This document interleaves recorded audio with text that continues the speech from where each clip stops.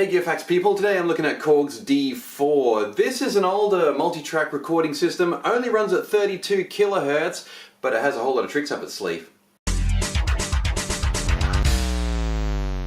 Alright, the video is going to be in three parts. First of all, I'm going to talk about how physically tidy this setup is. Here we are, complete. In theory, I could record whatever I wanted with exactly what you see before you now. It doesn't take internal batteries, but you can plug in a 9-volt using one of these external cables. I've already been trying this thing out for at least an hour and a half, using the effects, using all the high-powered functions, and no signs of it slowing down. Just a little speaker to monitor the sound. And for input, I've got a built-in microphone here, but what I like to do, and I love the fact that the XLR socket is on the front, I can get a gooseneck microphone and plug that in, if I can find the holes. And now we are really set up in a way that's very ergonomic, and you might say, well, this isn't optimal for top quality recording, but that's not what the D4 is about. The D4 is about tidiness, efficiency, quick access to fast recording. And that brings us to the second part of the video, in which we'll look at the effects, the beats, and what it can all put together with the setup that you see before you now. We'll start by having a look at the internal multi-effects, which are quite comprehensive. Testing vocals. The equalization presets are very good. Low cut, low boost, high cut. And here's a high range EQ, which I find very detailed and clear.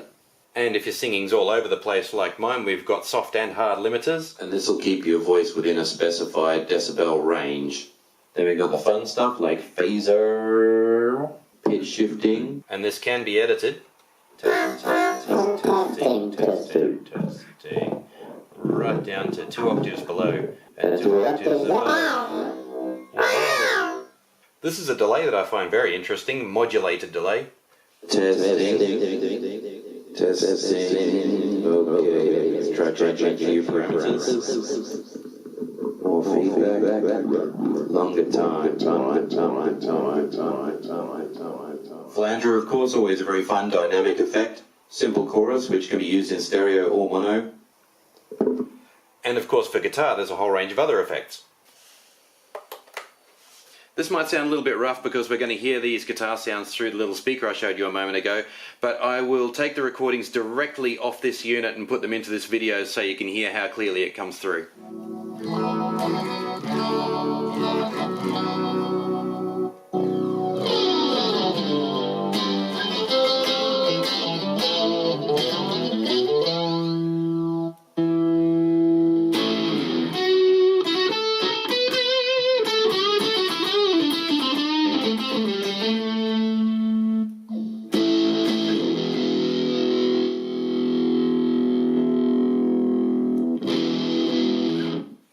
As well as the built-in effects, we have a metronome, which is a little bit silly sounding, but it's quite comprehensive and very useful.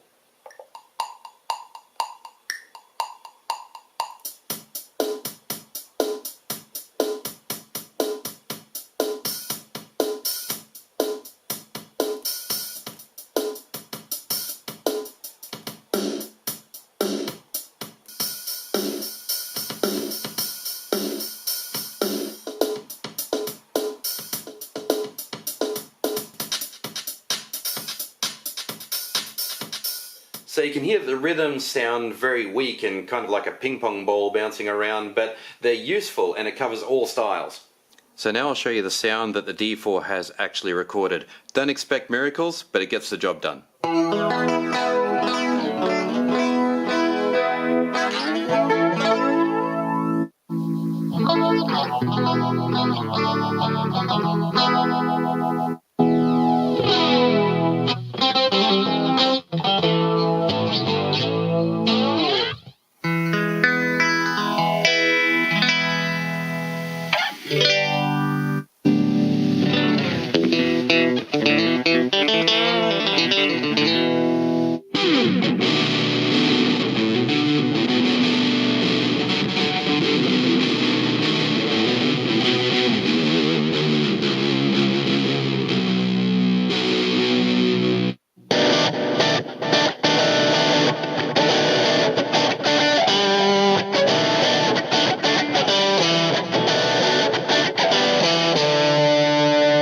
And I'll show you a couple of metronomes as well.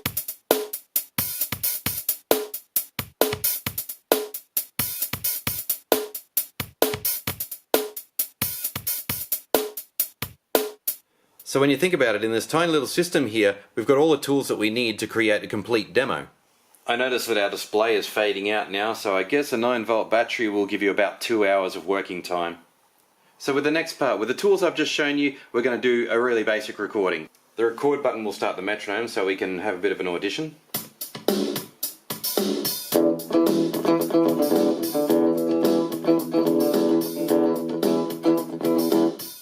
Yep, feels good.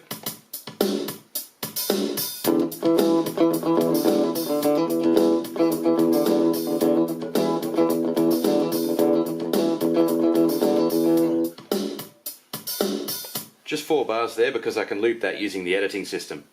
The operating system takes a little bit of getting used to, but if you turn to track editing, you can scroll through a whole range of editing functions, 7 functions to be exact, just using the master jog dial here.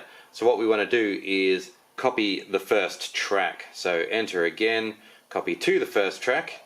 Then it'll ask us how many times we want to copy that. So we could copy the same 4-bar loop 100 times and it would just run for that length of time. Or it might be just one overlay that you want to do. So you might just want to copy it once to make it 8 bars.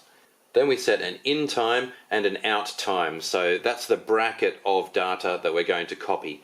Usually your out time will be the same as the to time, which will come up in a moment. So in out, and it'll copy to the end, which will be the same as your out time. Sorry, hope that makes sense. Okay, so now that that's done, let's have a listen to what we've recorded. We're back in play mode, back on bar 1. There was a little bit of a drum intro, and then I played my little loop, and we'll hear it repeating.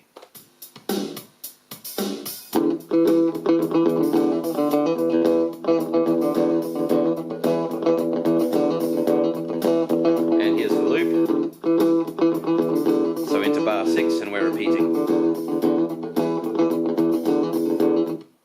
Of course, that all sounds pretty flat because it's a first draft. Let's try to insert another layer of effects.